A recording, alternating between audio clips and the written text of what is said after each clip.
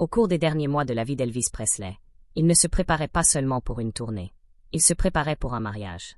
Sa fiancée, Ginger Alden, était à ses côtés durant cette période tumultueuse, mais après sa mort soudaine, elle fut reléguée dans l'ombre, ignorée par la famille Presley, critiquée par la presse. Pendant que d'autres parlaient en son nom, Ginger choisissait le silence. Après des décennies de discrétion, elle décide aujourd'hui de raconter sa vérité, une vérité qui remet en question tout ce que nous pensions savoir sur le dernier chapitre de la vie d'Elvis. Entre projets secrets et tempêtes médiatiques, voici l'histoire de la femme qui a aimé le King, et ce qu'elle est enfin prête à dévoiler. De reine de beauté à future épouse, Ginger Alden naît en 1956 à Millington, Tennessee, dans une famille militaire. Son père, officier des relations publiques de l'armée américaine, élève Ginger et ses sœurs dans un cadre de discipline et de bienséance. Dotée d'une beauté naturelle, Ginger commence tôt à faire du mannequinat et à briller dans des concours de beauté, remportant titres et distinctions à travers le Tennessee. Elle rencontre Elvis Presley pour la première fois à l'âge de 5 ans, mais c'est à 20 ans, alors qu'il en a 41, que leurs chemins se croisent de manière décisive. Fin 1976, Ginger et ses sœurs sont invitées à Graceland pour une visite informelle. Cette rencontre, anodine en apparence, change tout. Selon Ginger, l'alchimie avec Elvis est immédiate. Elle se souvient de lui la taquinant sur son regard fixé, et elle admet que l'attirance était mutuelle. Le King, encore marqué par sa rupture avec Linda Thompson, tombe éperdument amoureux. Elvis avait fréquenté de nombreuses femmes depuis son divorce avec Priscilla, mais Ginger est la seule à qui il propose le mariage après elle. 2 mois seulement après le début de leur relation, le 26 janvier 1977, Elvis lui offre un écrin en velours vert contenant une bague ornée d'un diamant de 11,5 carats, extrait de sa célèbre bague TCB. Il m'a dit qu'il avait cherché l'amour si longtemps, écrit Ginger dans ses mémoires, Elvis and Ginger, publiés en 2014. Jamais il n'aurait cru le trouver dans sa propre arrière-cour. Il fixe la date du mariage au 25 décembre 1977, un nouveau départ pour Elvis, une famille, d'autres enfants, une carrière relancée. Ginger décrit Elvis comme l'amour de sa vie, son âme sœur, mais elle ne présente pas leur relation comme un conte de fées. Dans Elvis and Ginger, Elvis Presley's fiancée and last love finalité leur story. Elle partage avec courage les moments tendres comme les instants sombres. Elle évoque la volatilité d'Elvis, ses sautes d'humeur imprévisibles. Un incident particulièrement troublant survient lors d'une dispute. Elvis, alors âgé de 41 ans, la frappe. Ginger, 20 ans, est sidérée. Elvis, rongé par des douleurs chroniques, une fatigue extrême et une consommation incontrôlée de médicaments, s'excuse immédiatement, exprimant de profonds remords. Ses éclats, brutaux et inattendus, alternaient avec des moments de générosité et de joie. Ginger se souvient d'un homme capable d'offrir des bijoux somptueux et de murmurer des projets d'avenir, mais qui, sans crier gare, pouvait sombrer dans la paranoïa ou la colère. Certains jours, Elvis était drôle, presque enfantin. D'autres, il semblait inaccessible, prisonnier de sa douleur et de ses pilules. Ginger raconte un épisode où, dans un accès de frustration, Elvis tire sur un téléviseur avec une arme à feu, une habitude connue de son entourage. Une autre fois, alors qu'elle mentionne les calories en plaisantant, il lance un bol de glace à travers la pièce. À ce stade, Elvis dépendait lourdement des médicaments, sédatifs pour dormir, stimulants pour se réveiller, antidouleurs pour tenir. Son médecin, le docteur George Nichopoulos, surnommé Dr Nick, voyageait avec des valises remplies de prescriptions, répondant aux demandes du chanteur. Ginger voyait l'impact dévastateur sur son corps et son esprit. Son énergie faiblissait, son attention s'éparpillait, ses émotions s'effilochaient. Pourtant, elle restait. Pourquoi? Parce qu'elle voyait en Elvis un homme, non un mythe. Derrière l'addiction et la pression de la célébrité, elle percevait une âme en quête de paix, encore capable d'aimer, encore désireuse de changer. Elvis lui confiait ses rêves, des rôles sérieux au cinéma, une nouvelle famille, un nouveau départ. Dans une scène intime, Ginger raconte une nuit où il lui tenait la main, avouant se sentir incompris. « J'ai vécu pour les autres, pas pour moi », disait-il. Elle ressentait sa douleur et tentait de le réconforter, non en le réparant, mais en étant là. Il m'a dit qu'il en avait assez d'être entouré de gens qui disaient toujours oui, d'être traité comme un produit, écrit-elle.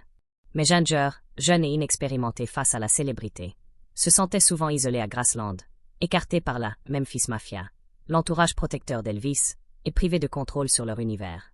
À l'été 1977, Elvis continuait de couvrir Ginger de cadeaux, voitures, bijoux, promesses d'une vie à deux. Quelques heures avant sa mort, il confirmait leur mariage pour le 25 décembre 1977. Elvis attendait beaucoup de choses, se souvient-elle. Le mariage, des enfants, des films sérieux, une nouvelle tournée. Il était de bonne humeur ce matin-là à Graceland. Mais cet espoir fut brisé. L'après-midi du 16 août 1977, Ginger passe de fiancé à témoin des derniers instants du King. Cette nuit fatidique commence comme tant d'autres. Elvis, insomniaque, reste éveillé, lisant et parlant de l'avenir. Se remettre en forme, se désintoxiquer. Ginger l'observe, notant son intensité silencieuse, comme s'il se préparait à un grand changement. Il emporte des livres aux toilettes, fredonne doucement, promet de revenir vite. Mais les heures passent, et un pressentiment grandit. Lorsqu'elle entre dans la salle de bain de Graceland cet après-midi-là, tout bascule. Elvis gît face contre sol, immobile. Ses bras reposaient près de ses flancs, paume vers le haut, écrit-elle. Elle appelle son nom. Pas de réponse. La panique la saisit, mais elle agit. Elle tourne doucement son visage. Un léger souffle s'échappa de son nez. Le bout de sa langue était coincé entre ses dents, son visage marbré. J'ai soulevé une paupière. Son œil fixait droit devant, rouge sang. Le King était parti. Ginger, sa fiancée, son dernier grand amour, devient le témoin de son dernier souffle. Elle décroche le téléphone. En bas, une employée répond. Montez vite, j'ai besoin d'aide. Elvis s'est évanoui. Joe Esposito, ami et directeur de tournée, accourt. J'ai su tout de suite qu'il était mort, dira-t-il plus tard. L'atmosphère à Graceland change. Ce matin, on parlait de tournée. Désormais, seul le silence règne. Ginger confiera. Même si je savais qu'il ne pouvait être sauvé, une partie de moi gardait espoir. Tout le monde était sous le choc. Il n'y avait rien que nous aurions pu faire. Le monde extérieur ignore encore la tragédie. Mais Ginger, choisie pour partager le prochain chapitre de la vie d'Elvis, sait déjà que ce chapitre ne s'écrira jamais. Son chagrin est immédiat, mais complexe.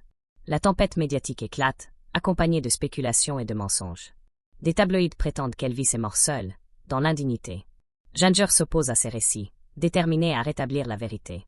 Dans Elvis and Ginger, elle décrit ce jour, non pour sensationnaliser, mais pour corriger les faits. Je devais le raconter avant que les mensonges ne deviennent la vérité, déclare-t-elle au Daily Mail. Ce n'est pas agréable, mais le public devait savoir. J'ai jamais vu un tel chaos autour d'une mort. Le déclin d'Elvis fut lent et complexe, années de médicaments, insomnie sévère, santé fragile. Ginger admet ses excès alimentaires, mais insiste sur son espoir. Il faisait des projets, il était de bonne humeur, dit-elle. Sa mort, soudaine, brise l'illusion que les icônes sont immortelles. Pour Ginger, elle brise une histoire d'amour à peine commencée. Après la mort d'Elvis, Ginger est exclue du cercle Presley. La Memphis Mafia ne cache pas son mépris. L'oncle Vesté déclare « Ginger est morte pour nous. Nous ne la reconnaissons pas. » Lamar Fike l'accuse d'opportunisme. Ginger, silencieuse pendant des décennies, rejette ses attaques. Ce qu'ils ont dit était injustifié, malveillant, faux, confie-t-elle en 2019. Elle n'assiste à presque aucun hommage, son témoignage est ignoré. Tandis que d'autres monnaient leurs récits, Ginger se retire. Ce n'est qu'en 2014, 37 ans après, qu'elle publie Elvis and Ginger. Je ne voulais pas être une note de bas de page dans sa vie, écrit-elle. Parce que je ne l'étais pas.